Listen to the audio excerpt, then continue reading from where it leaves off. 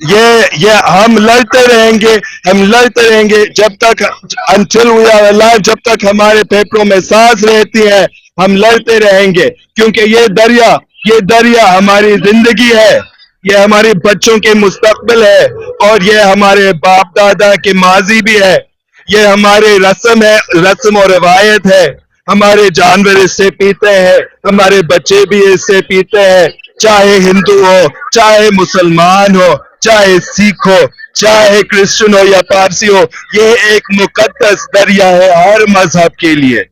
یہ ختم نہیں ہوگا۔ یہ لوگ ان کے لالچ میں ہمارے پانی لینا چاہ رہے، دیکھیں اگر آپ اس طرف دیکھیں گے، یہ ہم براج کے بالکل نیچے ہیں، اس طرف دیکھیں گے آپ دریا نہیں نظر آئیں گے، آپ رہتی نظر آئیں گے۔ جو ہمارے لوگ ڈھٹا میں رہتے ہیں، دریا اور سمندر کے ملاپ میں رہتے ہیں، وہ بھی ایک مقدس جگہ ہے، ان کے پاس نہ زمین ہے، نہ پانی ہے، نہ سبزی ہے، نہ کھانا ہے، نہ روٹی ہے، نہ چاول ہے، اور نہ صرف یہ سمندر ہمارے زمین کھا کے لے رہی ہے۔